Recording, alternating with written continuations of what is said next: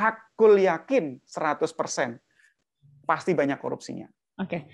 Yang Baik. kedua, itu untuk siapa? Kalau pertanyaannya Rendra kan pembangunan untuk siapa? Itu juga menjadi pertanyaan reflektif untuk rakyat Indonesia.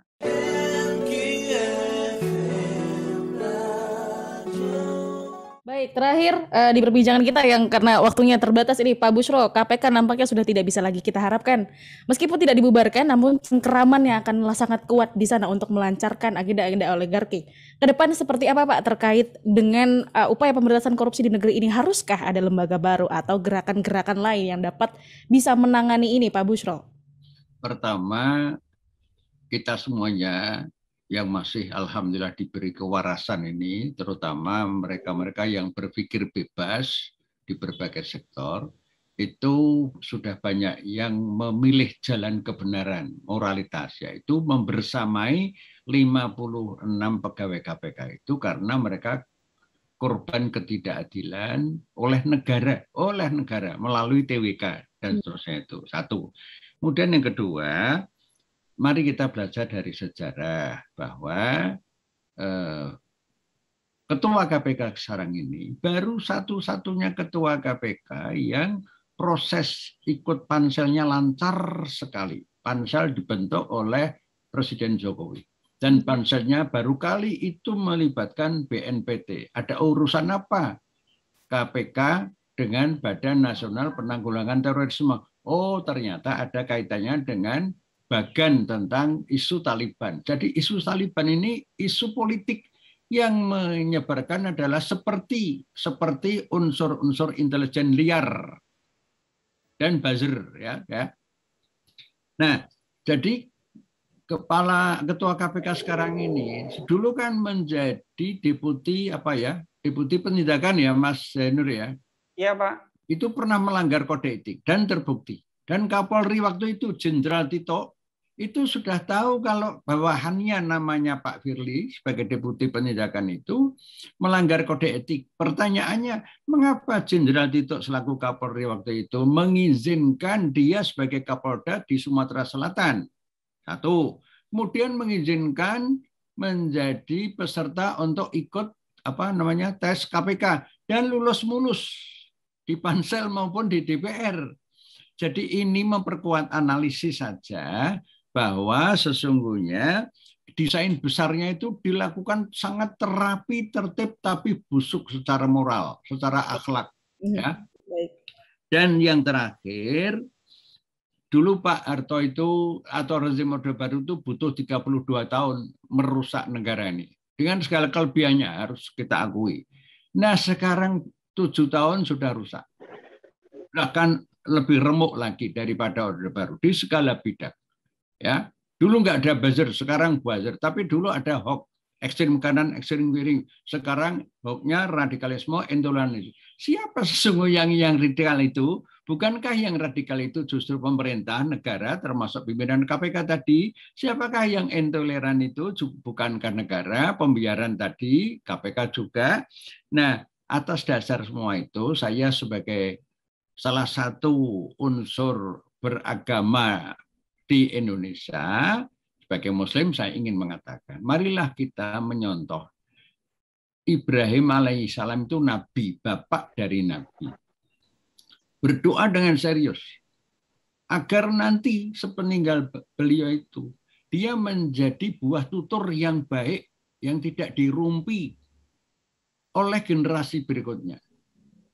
Nanti bisa dibaca di dalam Al-Quran surat Asy-Syura ayat 84. Waj'ali lisana sidqin fil akhirin. Itu doa Nabi Ibrahim. Jadikanlah aku ya Allah buah tutur yang baik bagi generasi yang akan datang. Nah pertanyaannya apakah tidak ingin Presiden Jokowi itu sebagai Muslim meniru Nabi Ibrahim? Kita kata aja ingin sekali. Singkirkan itu pembantu-pembantunya yang cari muka, cari perut, cari model penjilatan. Singkirkan aja. Banyak pengganti. Jangan sampai mencari pengganti seperti kecelek raja besar korupsi, raja tega, yaitu Menteri Sosial. Yang KPK sejak awal mengatakan akan dituntut hukuman mati. Ternyata master lip service atau Master the Boss, yaitu hanya dituntut 11 tahun dan oleh hakim hanya dihukum 12 tahun. Jadi ini simbol dari korupsi dalam bentuk raja tega kepada rakyat, dan penggantinya mesti partai yang sama, yaitu dari PDIP.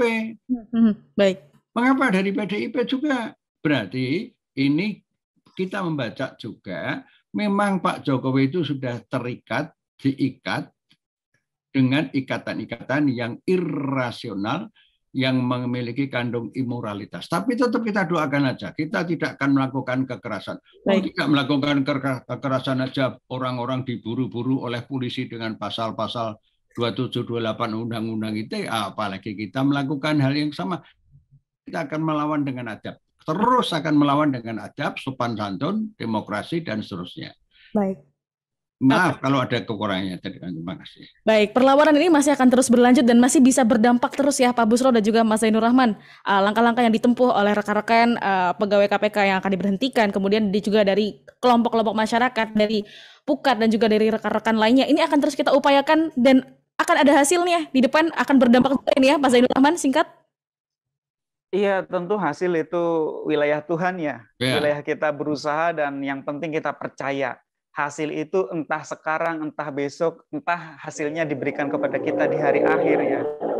Jadi yang paling penting rakyat Indonesia ya bersabar, berikhtiar, ya tetap juga harus ada optimismenya, jangan semua pesimis begitu ya.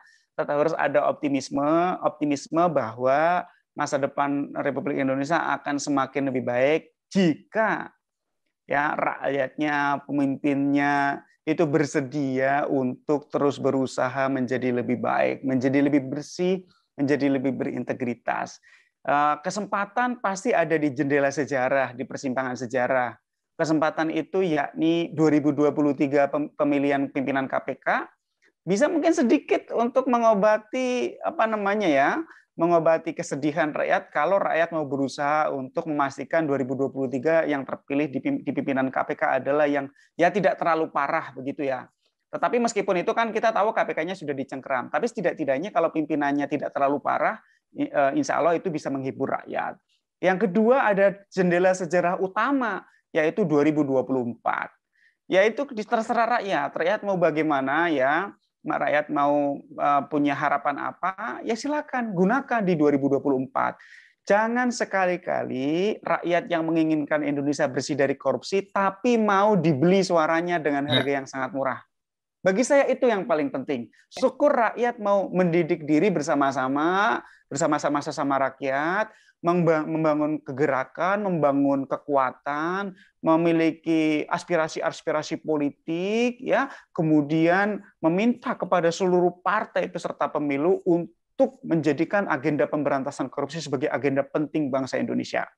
Apapun partainya harus punya agenda pemberantasan korupsi dan tidak memberi kesempatan kepada para pelaku korupsi untuk turut serta dalam perbuatan kekuasaan, ya, juga tidak menolak segala bentuk pemberian dalam bentuk apapun untuk mempengaruhi pemilih. Nah, saya pikir itu jendela sejarah. Tapi kalau jendela sejarah itu juga disia-siakan, ya tunggu 5 tahun lagi. Kalau disia-siakan lagi, tunggu 5 tahun lagi dan seterusnya. Ya Tuhan tidak akan mengubah keadaan suatu kaum sampai kaum itu mengubah keadaannya sendiri ya. Rakyat yang tidak berintegritas, ya jangan banyak berharap pemimpinnya bisa berintegritas. Jadi memang rakyat ini kan dibodohi dengan amplop 20.000 dengan amplop 20.000, 50.000. Tapi saya berharap rakyat besok di 2024 harus kapok. Kita harus kapok, kita jangan mau lagi dibeli. Kalau rakyat tidak mau dibeli, rakyat punya agenda sendiri, saya yakin akan ada perubahan. Meskipun memang perubahan yang besar itu harusnya datangnya dari atas ya. Perubahannya harusnya di tingkat kekuasaan. Tapi kalau itu kan sekarang sepertinya lebih berat. Nah, sekarang perubahan yang bisa diharapkan dari bawah.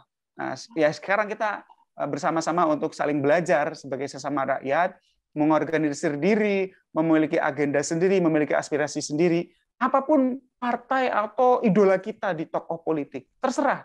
Tapi yang penting harus berintegritas, harus punya agenda pemberantasan korupsi, sehingga ke depan apapun partainya itu tidak akan dengan mudah kemudian menjual negara ini kepada oligarki. Terima kasih, Mbak. Baik, terima kasih Pak Busyro dan juga Pak Zainur Rahman perbincangan kita di pagi hari ini, bincang sudut pandang MKFM Jogja terkait dengan babak akhir penyingkiran 57 pegawai KPK. Ini ternyata merupakan perbincangan yang kalau kita tarik begitu ya sangat besar, ini menjadi sebuah agenda dalam sebuah sistem yang juga sudah terencana begitu. Sehat selalu Pak Busyro dan juga Pak Zainur Rahman. Terima kasih sudah bergabung di MKFM Jogja. Selamat pagi. Assalamualaikum warahmatullahi wabarakatuh. Mas Zainur, yuk. Siap Pak.